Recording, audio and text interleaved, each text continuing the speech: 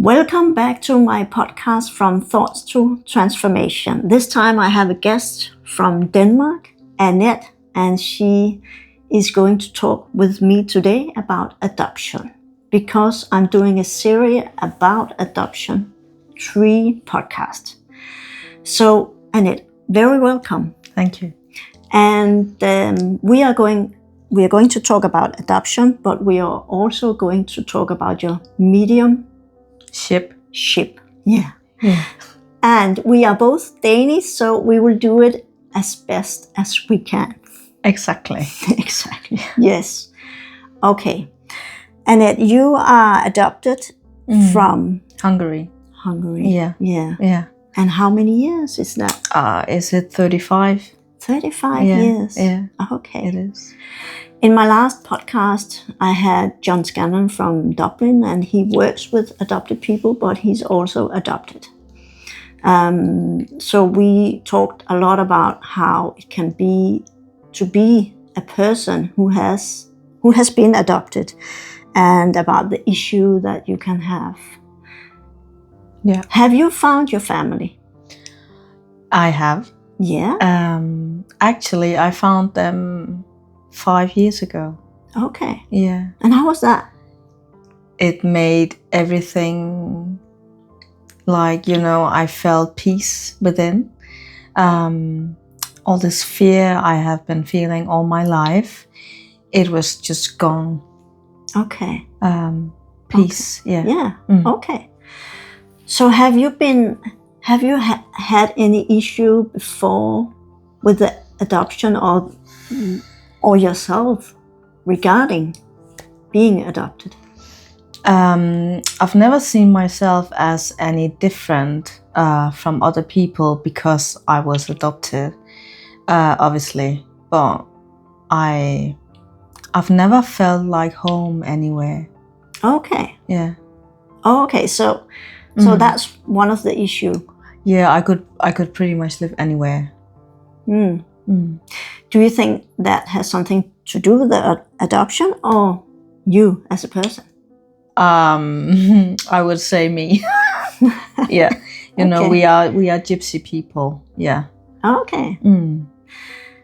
Have you, when you found your family, did you recognize something about them and you as a person, your personality? I recognized I see myself as a very gentle person, but also a person with temper. And they have that as well. And the looks, obviously. Yeah, I look like them, they look like me. Brown eyes, dark hair. Okay. John Scanlon talks about this connection between the biologic mother and the child.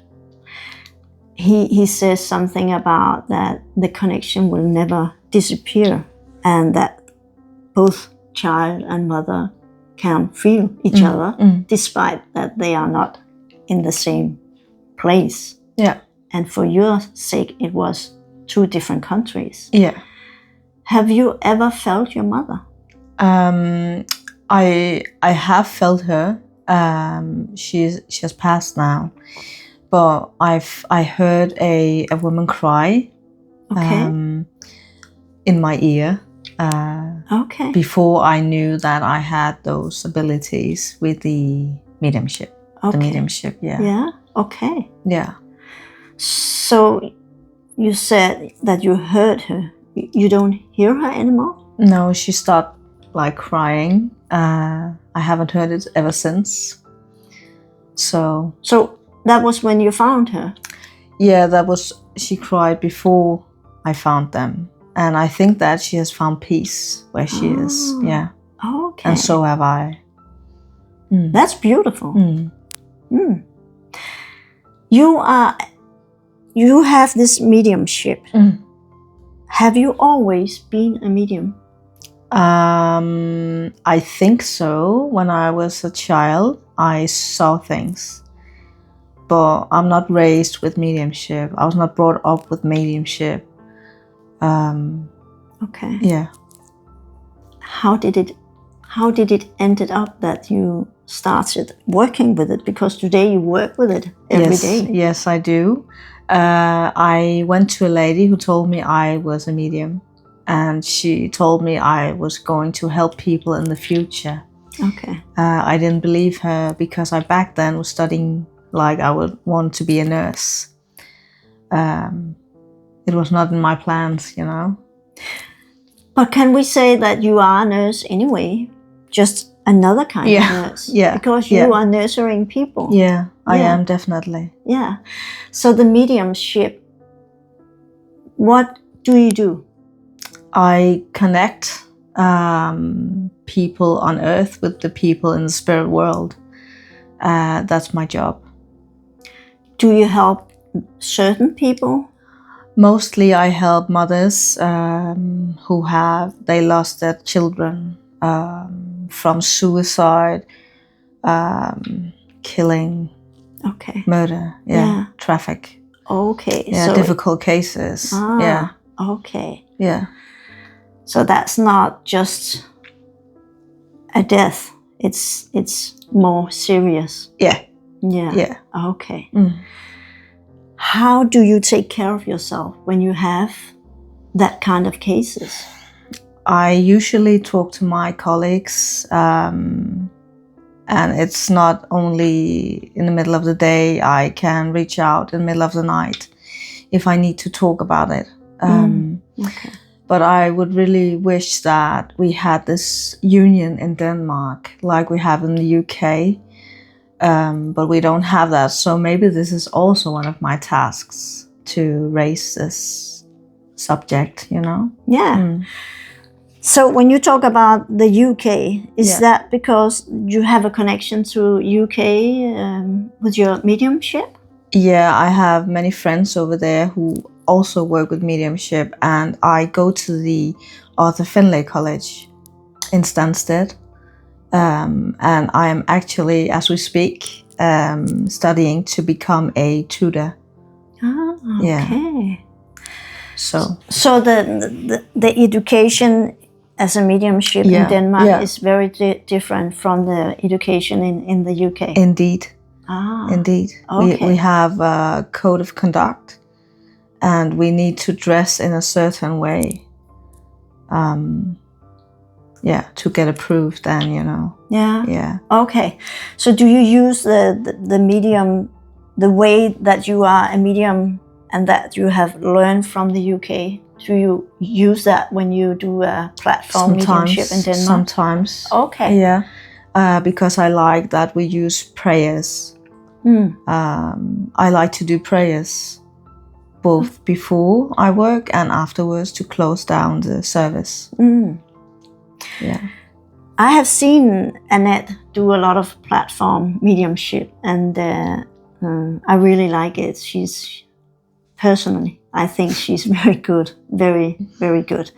And Anett, before you go on stage, you always do something. I don't know if you want to share it, but you have your own way to go into this state, because you need to be in a special state or something. Relaxed state. Relaxed state before you go into the stage and are in front of people, and you have to make these signs, and you have to tell them a lot of stuff so that they can relate to the person which is coming. We give evidence. Yes. Yeah. What is it that you do before you go into stage? Will you share it? I will sit in the power. Yeah. With my spirit team, and I am the kind of medium, I see spirit people. So they come to me and they say, hello, this is me, and maybe they sometimes give me their name and how they passed and their family members in the audience. I listen to music, and I'm just trying to create this relaxed state. Okay. Do you have special music that you listen to? Not anymore. I listen to whatever, like resonates. Okay. Okay. So that helps you to just go out and do what? Yeah, I build up my power. Yeah. Okay. Yeah. And what about after? afterwards. Yeah.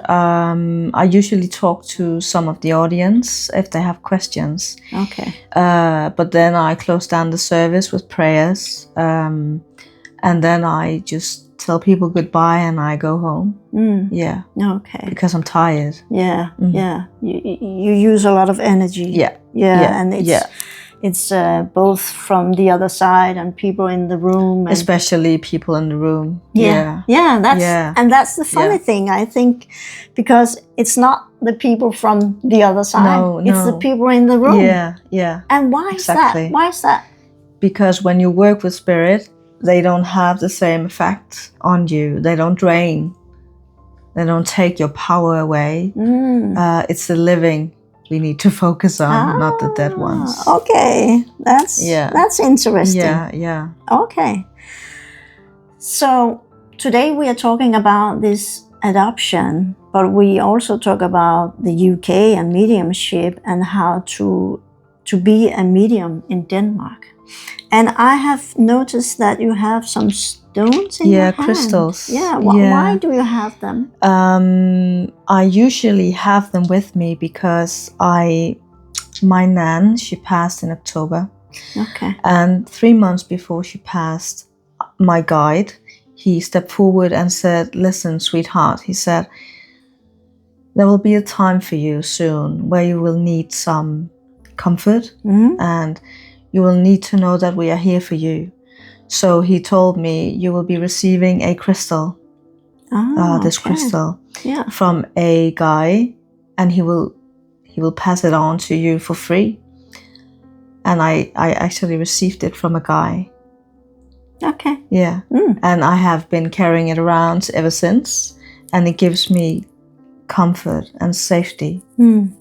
I don't use it when I do platform or whatever, but I use it in my regular, normal life. Okay. Yeah. Okay. Nice. Together with this one. Yeah. And I know other people like to have crystals. Yeah. It's common. Yeah. Okay. So today we have this podcast, and it was about adoption. And now we are talking about the mediumship. But maybe someone sitting there outside this screen and thinking about being adopted. So if you could give them a good advice, what could that be? I know that quite, like many people, they see, adoption like something that my parents never loved me, or they gave me away because I was too much, but I don't think that you should see it in that way. I know a guy who was raised with his grandparents, and he's an amazing guy. So we shouldn't give our parents the blame. We shouldn't blame them. So put it in your heart, listen to your heart, what it tells you, and get help, seek help, therapy, healing, talk to your friends, seek forgiveness. Yeah. If you feel anger, of course. Yeah. And you got help as well. Yeah. I am a person who, whenever I don't feel well, I seek help because I am a medium and I need to help people. And in order to do that, I have to, help myself. That's very important. Yeah. I do that myself. I'm a therapist, and I need help sometimes as well. So I do it myself. Yeah. So you should do that. You too. This was a very short, not long podcast, but I think that we have been telling people a lot anyway. Yeah. So I just want to say thank you. Welcome. For you to be here. It was very nice, and I hope that you who are listening or seeing this podcast will follow my podcast, because what it is the name From Thoughts to Transformation is that you can change your life just by changing your thoughts. Because when you change your thoughts, you change your feelings. So, what I want to say, or just want to end this podcast with, is please take care of yourself. Yes. Yes. Always remember you are deeply worthy just as you are.